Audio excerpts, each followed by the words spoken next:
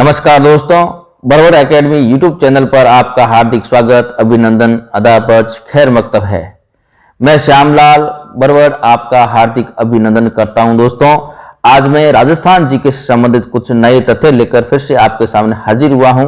देखिए दोस्तों, घेवर माता का मंदिर राजस्थान में कहाँ स्थित है? तो राजसमंद में। दोस्तों ध्यान में रखें, घेवर माता का मंदिर राजसमंद में है। और बहुत अच्छा प्रश्न है दोस्तों, सुंदा माता का मंदिर कहाँ है? भीनमाल जालोर। कई बार ये सवाल परीक्षा में पूछ लिए जाते हैं, जो इजी क्वेश्चन है दोस्तों, और हड़बड़ाहट के समय गलत हो जाते हैं। ऐसे प्रश्नों को गलत नहीं करें, मेरिट का शुद्ध आंकलन से पीछे रह जाते हैं। राजस्थान की वैष्णो देवी किस देवी को कहा जाता है? तो अर्बुदा देवी। अर्बुदा माता राजस्थान की वैष्णो देवी किस देवी को कहा जाता है? तो ये कहा जाता है अर्बुदा माता को कहा जाता है। अर्बुदा माता का मंदिर कहाँ स्थित है? तो माउंट आबू सिरोही में है। दोस्तों ध्यान में रखें, अर्बुदा माता का मंदिर माउंट आबू सिरोही में है और इसे वैष्णो देवी कहा जाता है। थार की वैष्णो देवी पता है दोस्तों आपको? तनोट माता को कहते हैं थार की वैष्णो देवी। तनोट जो जैसलमेर में है और एकमात्र ऐसा मंदिर है जहां देश के जांबाज सिपाही सेवा करते हैं, देवी की पूजा करते हैं, बीएसएफ के जवान पूजा करते हैं। और ये बहुत भव्य मंदिर है और सीमा पर स्थित है। दोस्तों ध्यान रखें, बहुत अच्छा मंदिर है और मां चामुंडा की शक्तिपीठ है। यहाँ पर तनोट राय तनु राजा द्वारा बसाया गया है यहाँ, और तनु राजा के ऊपर ही इस गांव का नाम तनोट बसा है।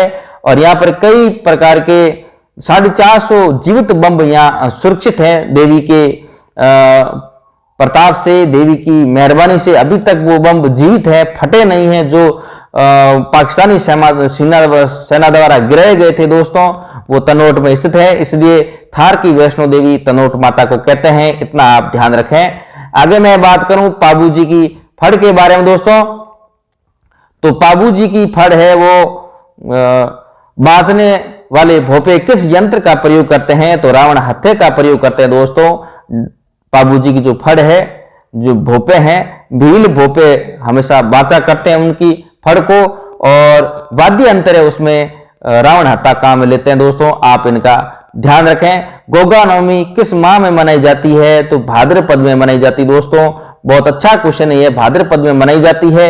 ऐसे ही क्वेश्चन कर्मचारी चयन बोर्ड तृतीय श्रेणी अध्यापक में पूछने वाला है और ये सवाल हमारे गलत नहीं होने चाहिए। ये सवाल बार बार परीक्षाओं में दोस्तों आए हुए हैं।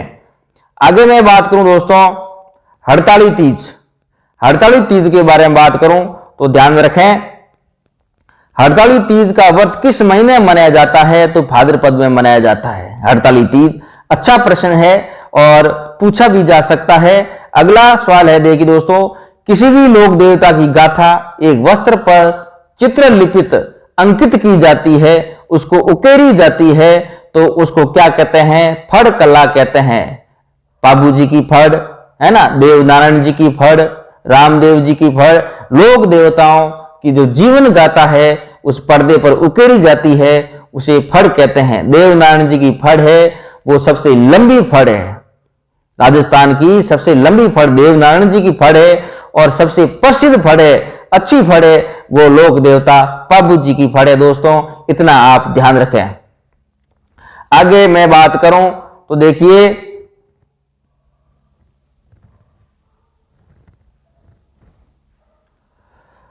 हाड़ो ले डूबियो गणगौर, यह कहावत राजस्थान के किस जिले से संबंधित है? तो ये बूंदी जिले से संबंधित। दोस्तों ध्यान में रखें, हाड़ो ले डूबियो गणगौर। बहुत अच्छा प्रश्न है दोस्तों, बहुत ही अच्छा प्रश्न है। हाड़ो ले डूबियो गणगौर, यह कहावत राजस्थान के किस जिले से संबंध रखती है? तो ये बूंदी जिले से संबंध रखती। दोस्तों ध्यान में रखें। आगे राजस्थान की सफलता, राजस्थान यात्रा की सफलता एवं मार्ग में किसी प्रकार की बाधा न हो इसके लिए क्या पूजा जाता है? पटवारी पूजते हैं। दोस्तों ध्यान में रखें, शुरू से ये परंपरा चली आ रही है। जब मौत मत्तंग होती है तो लोग हरिद्वार दर्शन करने जाते हैं तो पटवारी पूज कर जाते हैं, है ना। तो ये पहले सबसे लंबा सफर यही हुआ करता था इधर राजस्थान वासियों के लिए, तो पटवारी पूजा होती थी और आज भी पटवारी पूजा होती है। जब लंबी यात्रा तय करते हैं उससे पहले पटवारी पूजकर लंबी यात्रा करते हैं। ठीक है ना दोस्तों, ये ध्यान में रखें। आगे मैं बात करूं,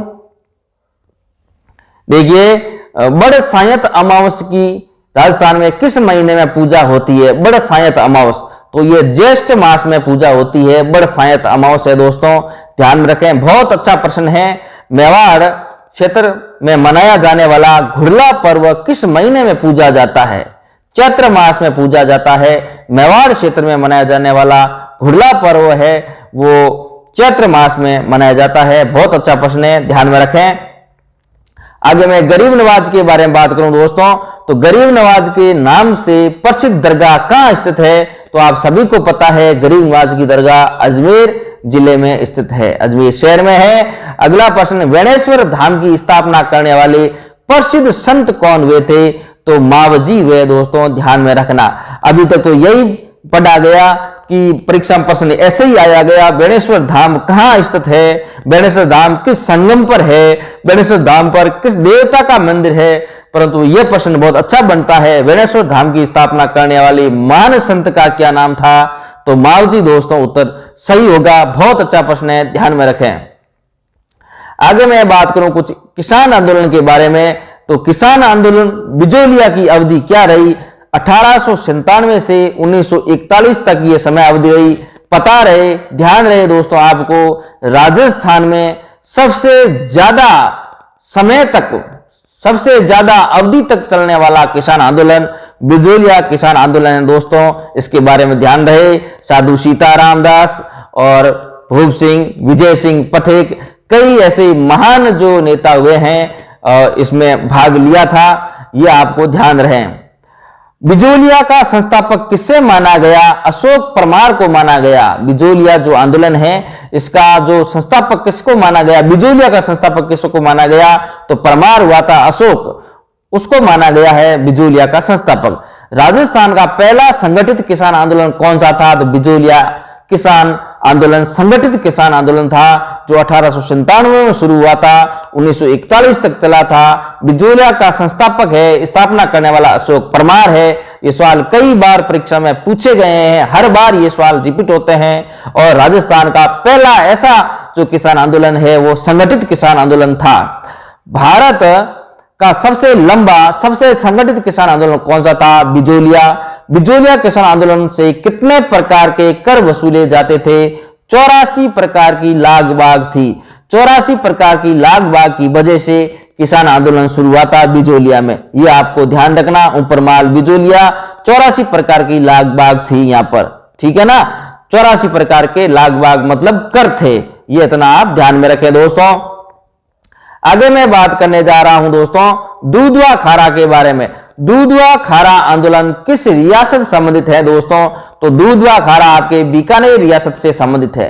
दूधवा खारा बीकानेर में ही जगह है और वहां आंदोलन हुआ था। तो दूधवा खारा आंदोलन किस रियासत से संबंधित है? यह सवाल कई बार परीक्षा में पूछा गया, तो बीकानेर करना दोस्तों बहुत अच्छा रहेगा।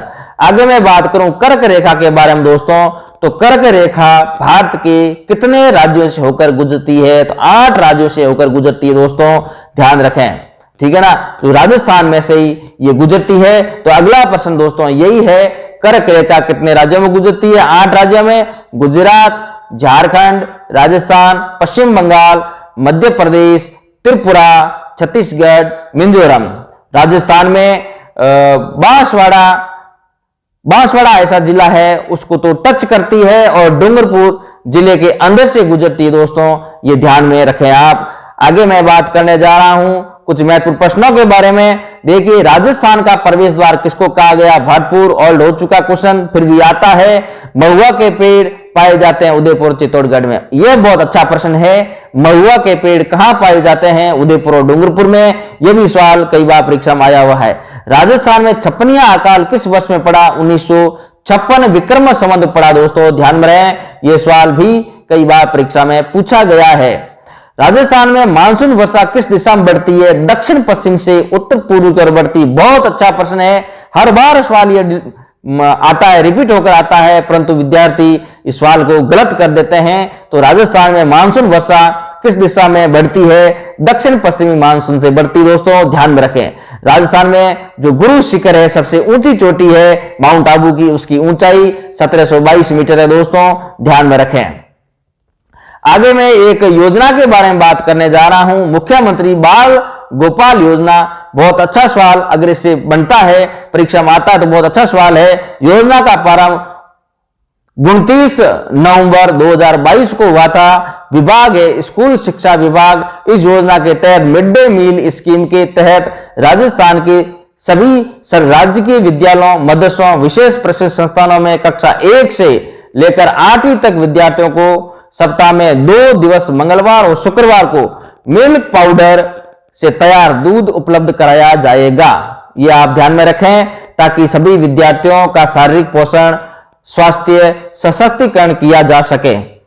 कक्षा 1 से 5वीं तक के विद्यार्थियों को 15 ग्राम पाउडर मिल्क और तैयार 150 मिलीलीटर दूध प्रदान किया जाएगा। इस योजना का नाम है मुख्यमंत्री बाल गोपाल योजना। बहुत अच्छी योजना दोस्तों, इनको आप ध्यान में रखें। यह 29 नवंबर 2022 को शुरू हुई और यही विभाग है, इसका स्कूल शिक्षा विभाग है और 1 से 8 तक के बच्चों के लिए मिल्क है, वो दूध है, उपलब्ध कराने के लिए योजना चालू की गई है। आज इतना ही दोस्तों, अगली कक्षा में कुछ नए तथ्य लेकर मैं फिर से हाजिर होऊंगा। तब तक मुझे इजाजत दीजिए। नमस्कार, धन्यवाद।